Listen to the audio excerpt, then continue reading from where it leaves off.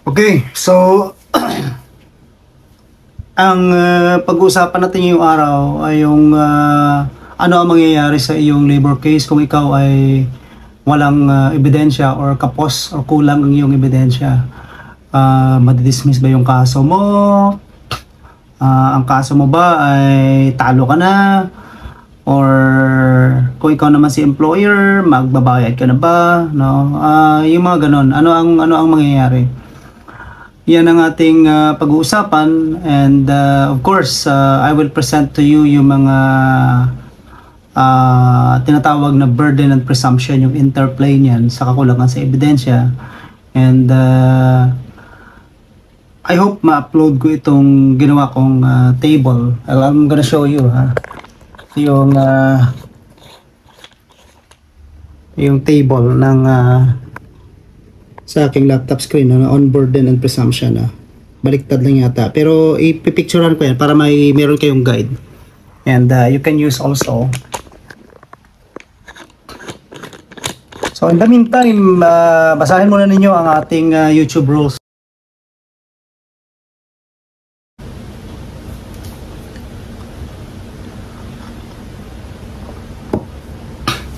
Alright, to continue yung discussion natin, sa isang labor case, syempre alam natin, just like in any other case, kailangan may ebidensya, no? Bakit kailangan natin ng ebidensya?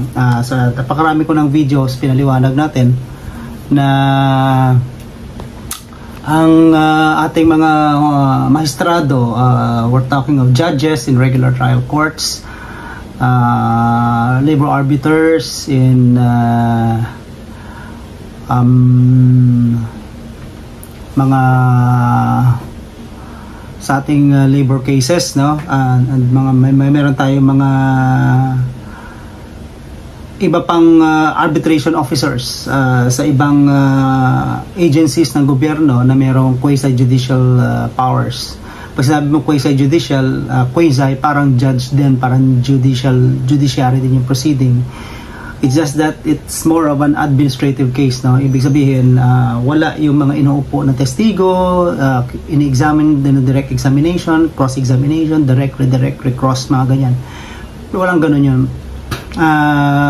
Dito, mas relax yung rules on evidence kasi technical rules kadalasan are not binding sa mga ganun. That's why walang mga pangyayari nakikita niyo sa TV, Perry Mason, LA Law, Suits, yung mga ganyan, walang ganun na drama sa courtroom na makikita kadalasan. Dito sa atin, ano lang yan, pag administrative case, quasi-judicial, we're just talking about paperwork, mga ebidensya, documentary pieces of evidence. So bakit nga ba kailangan ng ebidensya? Again, in general, we need that because people who are judging the case, making decisions or rendering decisions, these are human beings, diba? Hindi naman yan Diyos ang mga yan. Ang problema kasi natin dito, we're talking about sometimes truth, which is in the level of divine knowledge, na hindi naman siyempre arok ng ating human knowledge, diba? So you're talking of truth na Diyos minsan nakakaalam. Naturally, wala namang tao na may ganong kapasidad gaya ng Diyos. So hindi talaga natin maaabot yun, ang tawag ko dun divine truth. So in all these cases, we're talking of divine truth versus evidentiary truth. Bakit natin pinaghiwalayan, hindi ba, attorney? Ibig sabihin, pagka meron kang evidentiary truth, divine truth na rin yun. Not necessarily. Kasi nga, hindi lahat ng truth kaya mapatunayan. Maraming katotohanan na hindi kayang patunayan ng ebidensya. Ano ba yung ebidensya? Ito yung mga bagay-bagay na kaya nating i-process sa ating brain based on what we perceived on using our five senses. Generally, kapag ikaw yung judge, gumagamit ka ng five senses. So this applies basically sa mga judges ng regular procedure sa trial court, kasi dyan meron tinatawag na object evidence, merong documentary evidence, testimonial evidence. So pag testimonial evidence, di ba, yung testigo inuupo sa witness stand, nagsasalita. So naririnig ni judge, so using the sense of hearing. Tapos may papel na ipinasa, document, ganyan. The judge will use his sense of sight. Babasahin niya kasi, di ba? Merong object evidence, kailangan amuyin, although rare na napapansin ko, nakikita ko na merong ganun na inaamoy. Wala pa, hindi ko pa na-experience actually parang somehow napanood ko sa mga ibang TV shows or whatever na they have to smell, may mga ganun. And then that will apply also sa mga kaso na merong nag-motion for inspection, ocular inspection, and ang issue halimbawa is to prove na merong mga gaseous leak, no, na hindi naman hazard sa human health, pero need na makita halimbawa ng court to check talagang nagli-leak yung yung gas na mabaho. So probably pupunta sila judge doon sa ocular inspection and to check, they will be using their sense of smell. That's what I can think of. And sa mga cases halimbawa na kailangan ng touch, di ba, object evidence, di ba, kung talagang halimbawang ito yung particular garment na ginamit, sinabi ng testigo magaspang daw, tapos tinawakan ni judge malambot naman. So sense of touch, then you have actually the five senses, yun ang limited. But even in a most active trial court, hindi talaga kadalasan nagagamit yung five senses. Only the sense of sight, sense of hearing lang ang nagagamit, no? And when you talk about mga labor case, quasi-judicial bodies, mga tribunal doing just administrative cases, lalong nagiging limited, nagiging isa na lang, nagiging sense of sight na lang. Kasi sa mga administrative cases nga, wala namang inuupong witness stand dyan na nagsasalita, no, na tina-transcribe yung merong transcript of stenographic notes na maririnig mo yung sinasabi, and then makikita mo dun sa transcript, mababasa mo. Sa mga regular trial court kasi, ang judge nagkakaroon pa yan ng ino-observe pa, no? So kung anong galaw ng witness, nag-aalangan ba yan, mukhang nagsisinungaling ba, namumula pagka tinatanong.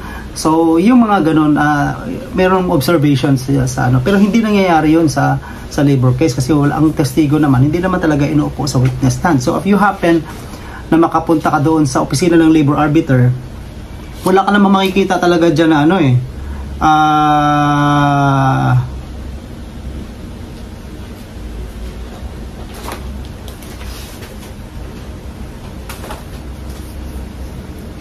wala ka makikita dyan ng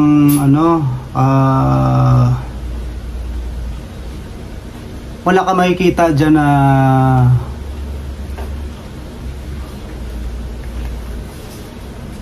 ano ba tayo? Nawala tuloy ako, may dumating kasing papel. So sa ating mga sa ating mga dito mga labor case kasi wala ka makikitang witness stand dyan. Walang mga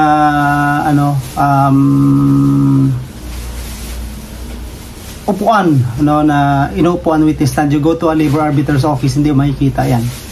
So kung nangyayari na lang dito, ang nangyayari na lang dyan, papel na lang talaga nakikita ni labor arbiter. So kaya ang sistema puro kung ano na-perceive ng kanyang mata. Alam mo. So ibig sabihin, from the five senses, na-limit ka sa one sense na lang, sense of sight na lang kung ikaw si labor arbiter. So imagine, and then may mga litigante pa na ina-expect na yung labor arbiter halos makita yung hindi natin nakikita, yung divine truth na sinasabi natin, no? So that's why very tough din ang trabaho ng mga yan. Kaya dapat hindi lang sila sobrang galing, kundi talagang very active ang kanilang processing sa mga information na nakikita nila. Okay. Now, we talk of let's discuss yung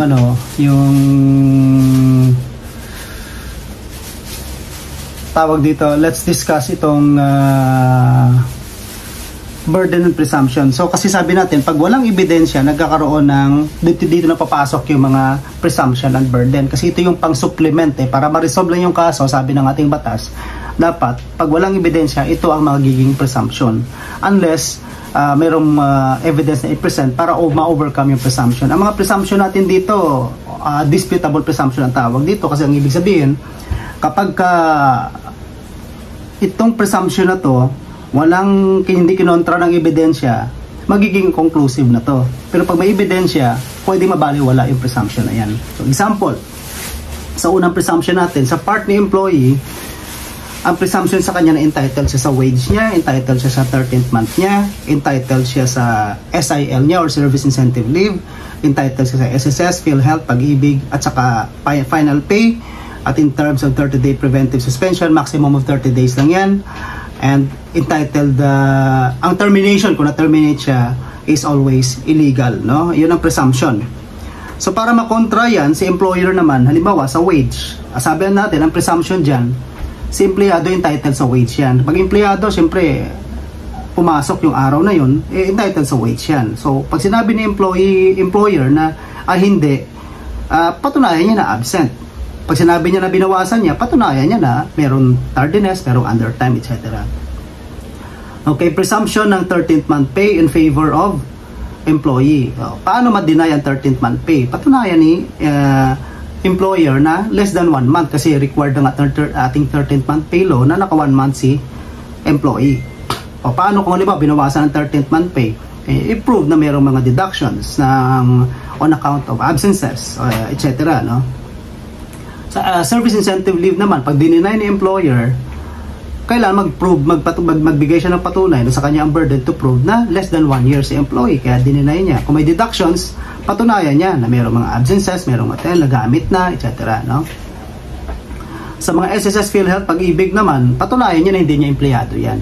Kasi once na magiging empleyado na yung isang tao, automatic, entitled dyan sa SSS, PhilHealth ng Pag-ibig.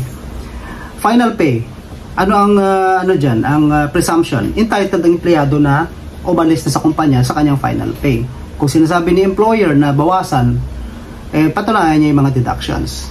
Now, let's talk about preventive suspension. Maximum dyan, 30 days lang. Kapag humaba sa 30 days, illegal na yan. Unless si employer, nasa kanya ang burden to prove na mayroong valid extension. Termination. Termination is illegal, no? Unless the employer can prove na ang termination niya ay valid. Kung admitted naman ang termination. Yan ang mga burden and presumption sa part presumption in favor of employee na pwedeng kontrahin ng employer at ano yung mga burden na dapat niyang i-overcome. Let's go to presumption in favor naman of employer. In general, si employer entitled sa presumption na hindi siya kailangan magbayad ng mga extraordinary benefits. Ito yung mga benefits na hindi incurred in the ordinary course of business. Gaya niyan. Overtime pay, ika-double pay ng regular holiday, additional 30% sa isang special day, rest day pay, separation pay, no? Na wala siyang constructive dismissal, hindi entitled sa Christmas bonus yung empleyado, na no such thing as company practice na maliban na sa mandatory benefits, na walang ito yung mga presumption na in favor of employer. So halimbawa, presumption na hindi entitled sa overtime, no? Pabor sa employer yan. Kasi kapag wala namang evidence to overcome that presumption, hindi siya magiging liable to pay that. So pabor sa kanya. So kung ikaw si employee, ang burden mo dyan is to prove na nag-render ka ng OT, nag-work ka beyond 8 hours now, and the authority na inallow ka na mag-overtime. Pabor ka employer na hindi siya magbayad ng regular holiday pay na double pay, no? Ngayon, kung kino-contest mo yan, ikaw si employee, you have to prove na nag-work ka ng regular holiday para ma-entitled ka sa double pay. Pabor ka employer, yung presumption na hindi siya kailangang magbayad ng additional 30% unless the employee can prove, no, na meron siyang ebidensya na nagtrabaho siya ng special day. si employer entitled sa presumption niya na hindi siya kailangang magbayad ng rest day pay unless the employee can prove na nagtrabaho siya ng rest day. The employer is not under obligation to pay separation pay unless the employee can prove termination from service. Under Article 298 especially, no? 299 kasi pwede rin kasi disease yun eh. The employer is entitled to presumption na walang constructive dismissal unless the employee can prove the fact na tinanggal siya sa trabaho through constructive dismissal. Christmas bonus, employer entitled sa presumption na hindi siya liable para magbayad ng Christmas bonus unless the employee can prove na mayroong entitlement ang lahat ng empleyado nila sa Christmas bonus base sa contract and company practice or policies.